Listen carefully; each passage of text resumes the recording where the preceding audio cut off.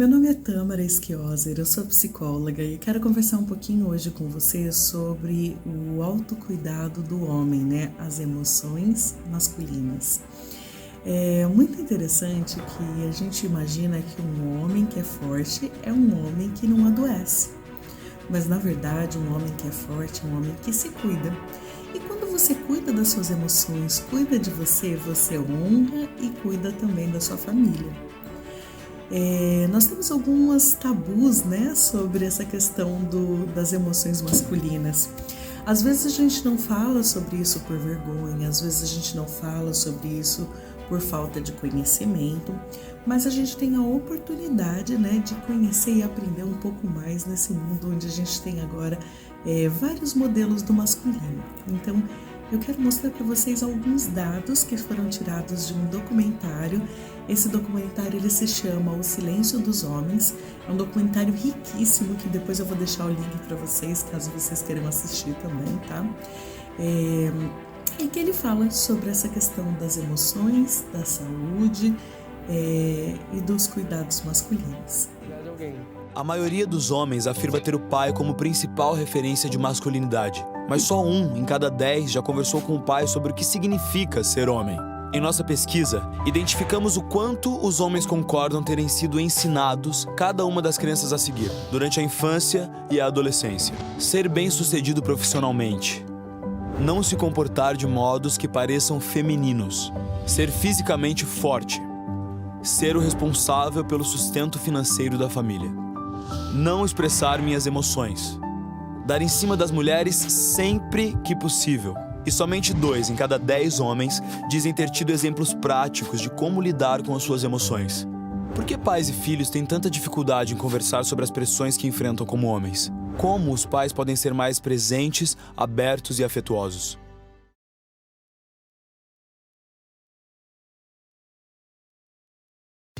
Então, homens aprendem que precisam ser homens viris, precisam ser homens fortes, não precisam mostrar fragilidade, não devem ter comportamentos, né, de menininha, mulherzinha, qualquer tipo de comportamento que tire, né, a sua força.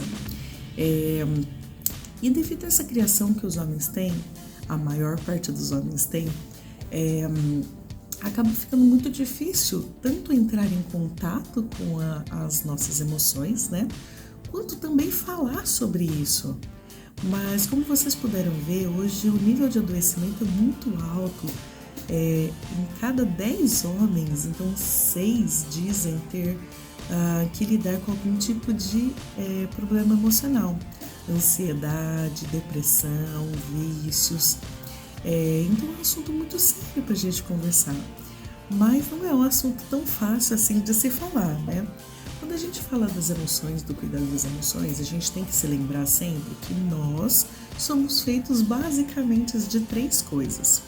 Nós somos feitos de corpo, aquele corpo físico, né? Aquele que a gente pode ir para uma academia para cuidar, correr, alimentação, dormir bem. A gente é feito, então, também de um intelecto, tá? De uma vida psíquica.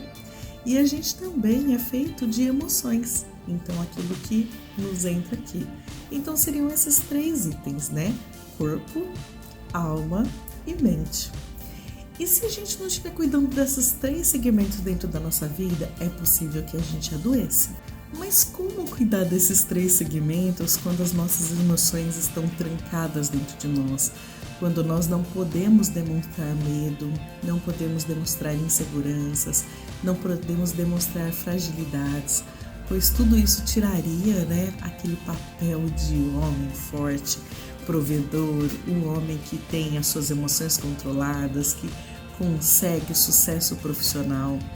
Então a gente precisa tirar primeiro este estigma de não poder falar sobre todas essas coisas. Mas com quem falar sobre essas coisas? Muitas vezes a gente não vai encontrar isso nos nossos grupos, né? Apesar que hoje existem muitos homens que estão se mobilizando para conversar sobre esses assuntos, mas às vezes você pode procurar uma ajuda profissional, por exemplo, um terapeuta, um psicoterapeuta, alguém que você pode começar a trabalhar essa questão das emoções para ter mais facilidade de falar sobre tudo isso. As emoções são parte importante de nós e estão presentes desde o dia em que nascemos. Elas são estados mentais e sensações físicas provocadas por algum estímulo e geralmente nos guiam no sentido de produzirem respostas eficazes para as mais diversas situações, como a ligação entre pais e filhos, conflitos entre irmãos, flertes e até discussões. Algumas emoções são básicas e universais, como a alegria, a tristeza, a raiva e o medo. Conforme envelhecemos, nossas emoções se tornam mais complexas por conta de nossas experiências e é importante tentar saber qual é a emoção que estamos sentindo para nos expressarmos de maneira correta. Isso é, não descontar suas raivas e frustrações em outras pessoas, não ter medo de tentar algo novo, respeitar os momentos de tristeza, algo normal que todos nós passamos, e ser alegre sempre que puder, mas respeitar os sentimentos das pessoas ao seu redor. Afinal, não estamos todos com o mesmo sentimento no mesmo momento. Conhecer suas emoções trazem benefícios para a sua vida pessoal e profissional. E aí, você lida bem com as suas emoções?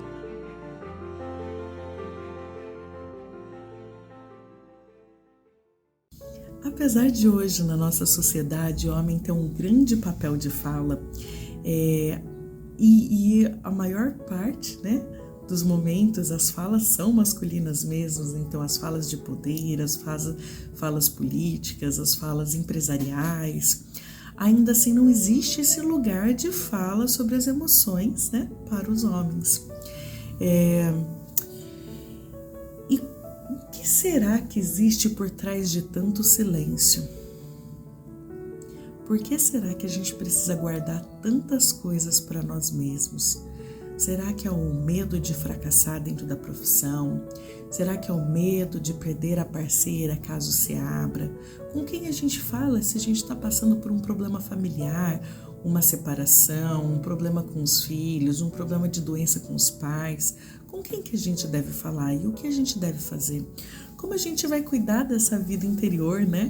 Que muitas vezes está gritando de vontade de ter alguém que possa acolher. Os homens estão escondendo por trás de tantos silêncios. Para discutir masculinidades é essencial abrirmos essa caixa. 83% das mortes por homicídios e acidentes no Brasil têm homens como vítimas. Eles vivem 7 anos a menos que as mulheres e se suicidam quase 4 vezes mais. 17% deles lida com algum nível de dependência alcoólica. Quando sofrem um abuso sexual, demoram em média 20 anos até contarem isso para alguém. Cerca de 30% enfrentam hoje ejaculação precoce ou disfunção erétil.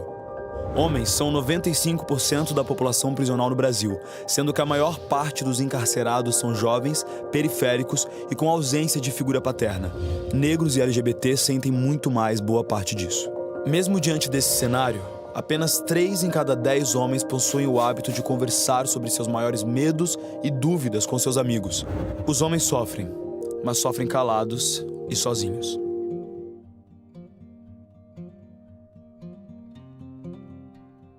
Então eu quero ler para vocês uma lista que eu gosto muito, que é uma lista de força para lidar com o estresse. Ele dá algumas dicas, tá? De como você lidar com o estresse. Então ele diz assim, ó: seja gentil com você. O que significa ser gentil com nós mesmos? Todas as pessoas têm acertos e erros. Todas as pessoas têm fraquezas e fortalezas. E quando a gente aprende a aceitar essas forças e essas fraquezas dentro de nós, a gente consegue lidar muito mais fácil com as nossas dificuldades. Então, se a gente, num dia de trabalho, comete algum erro, leva um xingo do chefe, ou perde um cliente, ou faz alguma atividade que coloque em risco, né, tanto a sua vida profissional quanto a sua vida, e isso acontece, né? Acontece muito com a gente. A gente tem que realmente pensar na questão de que aquilo foi um erro, mas que a partir daquilo a gente pode melhorar. Então, ser gentil com nós é saber, então, aceitar tanto as nossas forças quanto as nossas fraquezas. Faça pausas, eu adoro essa parte. A gente esquece que nós somos humanos, estamos vivos e precisamos fazer pausas. Então, muitas vezes a gente assume um monte de compromissos, um grudado no outro, e a gente tem compromissos em casa, tem compromissos profissionais, tem compromissos pessoais, e junta o trabalho com o futebol, com a escola do filho, com a esposa, e a gente esquece de pegar ar. E é importante a gente fazer essas pausas para que o nosso organismo ele possa entender tudo aquilo que a gente tem vivido e possa se reajustar, se reconfigurar para dar continuidade. Tire tempo para fazer as suas coisas. Isso também é muito difícil no nosso mundo atual, né? Conseguir tirar um tempinho para fazer as suas coisas. O que são as suas coisas? Cada pessoa tem o seu interesse. Tem pessoas que gostam de assistir televisão, tem outras pessoas que gostam de jogar futebol, tem outras pessoas que gostam de comer em família, tem outras pessoas que gostam de sair para dançar, tem outras pessoas que gostam de música. Então, cada pessoa tem um gostar e é importante que a gente tenha um tempo para fazer aquilo que a gente gosta. Tenha perspectiva real do que você dá conta e não dá. Essa daqui também é interessante. Atualmente a gente acha todo mundo que é super-homem, né? Que dá conta de fazer todas as coisas. E a gente vai jogando bagagem na nossa mala, e chega uma hora que a nossa mala tá tão pesada que a gente quebra. Então, quando a gente olha para a vida com uma perspectiva real de, olha, eu só consigo fazer isto porque eu só tenho este tempo, ou eu só consigo fazer aquilo porque eu tenho só capacidade de fazer até aquele ponto, ou para fazer alguma coisa eu preciso me desenvolver em alguma coisa específica. Quando a gente consegue ter essa perspectiva real do que a gente dá conta e o que a gente não dá conta, a gente consegue assumir responsabilidades do começo ao fim, o que ajuda com a gente não sentir frustração, a gente consegue administrar melhor nosso tempo e melhor nossa vida. Divida com outras pessoas. Então, além dessa questão do dividir em falar, conversar com outras pessoas, a gente pode dividir também as nossas tarefas, as nossas obrigações, as nossas responsabilidades. Então, isso pode ser feito dentro do trabalho com um parceiro, ou com o chefe, ou com o subordinado, em casa com a parceira, com os filhos, ou com colegas. Então, a gente precisa aprender a dividir para que a carga seja dividida para nós e para o outro, né? Não sobrecarrega ninguém. Tenha contato com a natureza. Esse também é um pouco difícil no mundo moderno, né? Muitas vezes a gente entra na nossa caixinha de rodas, podendo ser um ônibus ou um carro, vai para a nossa caixinha trabalho, sai da nossa caixinha trabalho e vai para a nossa casa e fica nessa rotina por anos, né? E é importante a gente ter contato com a natureza para que a gente possa renovar as nossas energias. Ou um acampamento, ou uma corrida, ou uma caminhada, ou um passeio no parque, ou sair lá fora e olhar o céu. Qual foi a última vez que você olhou o céu? Qual foi a última vez que você viu as estrelas? Qual foi a última vez que você sentiu o ar lá de fora, sem ser o do escritório, sem ser o de casa, sem estar aqui, ó, dentro dessas 4 paredes? Converse sobre futilidades. Muitas vezes a gente só conversa com as pessoas sobre assuntos importantes, né? A gente acaba se conectando muito com o mundo do trabalho e às vezes a gente só fala de trabalho. E a gente precisa encontrar um lugar para falar de futilidades. O que são futilidades? São coisas que não têm uma demanda nossa. Ou seja, então são coisas que não tem nenhuma exigência de que a gente tenha que pensar, agir ou fazer. É importante a gente ter esse espacinho, né? Para que a gente dê uma diminuída na pressão, né? Que tem interna nossa sobre os problemas, as dificuldades e tudo mais. Administre o seu tempo. Todo mundo tem 24 horas por dia, né? E grande parte do nosso dia a gente fica preso dentro do trabalho. Então, se a gente não tiver sabedoria de administrar o nosso tempo, a gente não tem tempo mais para nada. A gente só vive para trabalhar e trabalha para viver, mas não vive no final das contas. Então, é interessante sempre reservar um pedacinho de tempo para que você possa fazer aquilo que você gosta. Gosta, então, de passear? Bora passear. Gosta de ficar em casa? Bora ficar em casa. Mas reservar esse tempinho, né, para você fazer as suas coisas, as coisas da família, as coisas do trabalho, as coisas pessoais, as coisas com os colegas, e que vocês consigam encaixar tudo isso. Nem todo dia a gente vai dar conta de fazer tudo isso, né? Então lembra que a gente precisa ser realista para saber dividir. Se eu conseguir dentro do mês só ter uma reserva de tempo para as minhas coisas, tá tudo bem, você ainda tá dentro da conta. Se eu conseguir ter, sei lá, uma vez por semana, melhor ainda.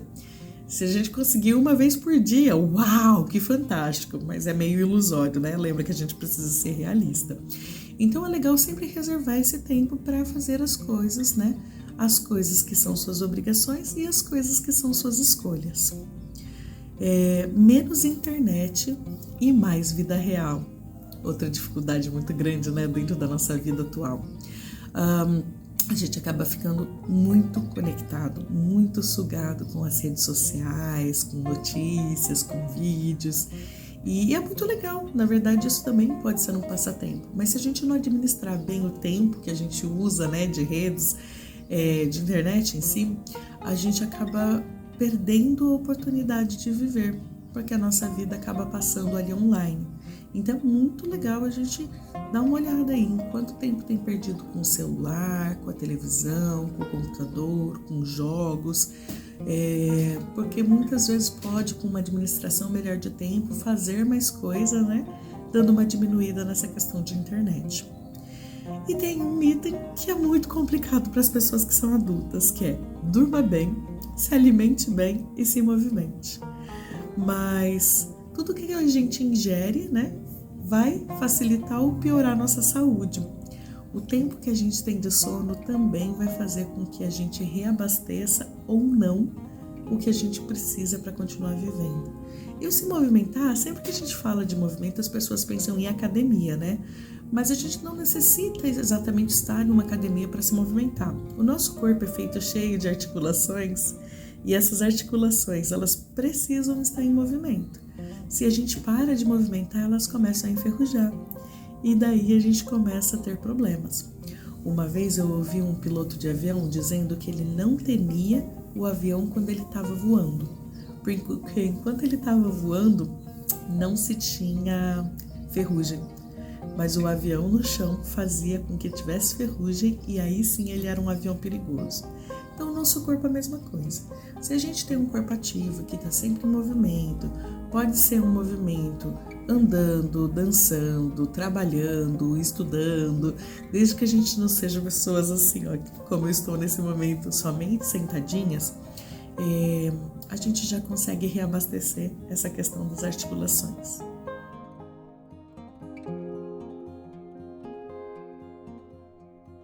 Muitas vezes a gente adoece por 2 itens: criatividade demais sobre o futuro e lembranças demais do passado. Então, se a gente aprender a lidar com as nossas frustrações, a gente vai ter menos problemas com essa questão do adoecimento. Então, desenvolva resiliência. O que é uma resiliência? Resiliência é a gente estar forte para as dificuldades que venham. Mas como que dá para a gente ficar forte, né, com tantas dificuldades?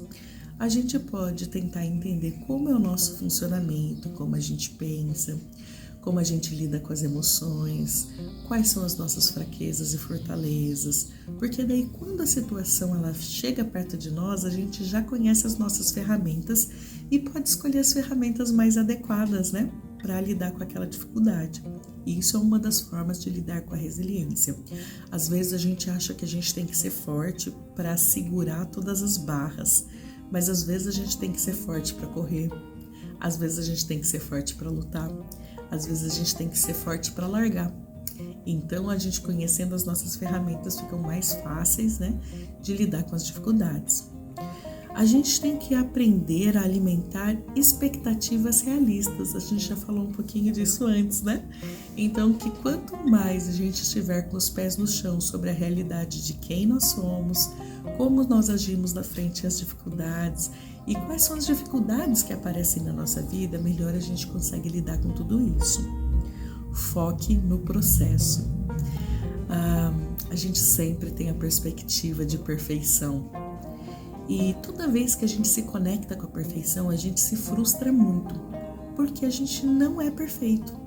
Tem dias que a gente vai dar 100, tem dias que a gente vai dar 60 e tem dias que a gente vai dar 2.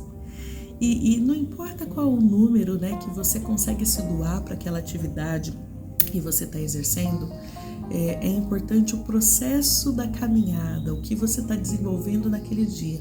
Naquele dia que você só tinha 2 para dar dentro daquele processo, você deu os 2 que você precisava? Se sim, aquele foi um dia ganho.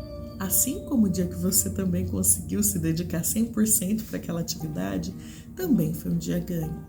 Eu gosto de uma história que diz que se a gente está numa viagem e um pneu estoura, a gente não volta para casa para trocar o pneu. A gente troca o pneu ali e continua a viagem. Então a gente deve focar na vida nessa questão do processo, né? Da caminhada. Então, estourou o pneu, troca ali e continua viajando. Mude a perspectiva. Então, muitas vezes a gente tem a dificuldade, né, frente a um desafio de conseguir entender o que aquilo representa na nossa vida. Então, é legal a gente dar uma olhada assim para os lados, para a gente ver se existem novas perspectivas que a gente pode olhar para aquilo.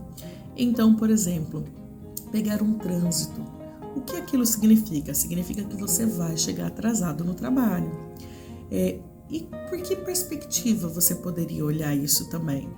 Talvez você iria poder olhar por encontrar um novo caminho para chegar no trabalho, ou você poderia olhar com quem são as pessoas dentro do seu trabalho que você pode conectar para que elas possam te auxiliar com essa dificuldade que você está passando nesse momento, ou outras perspectivas. Mas é legal a gente sempre olhar para os lados para ver realmente se a gente não tem novas perspectivas para poder resolver a nossa dificuldade.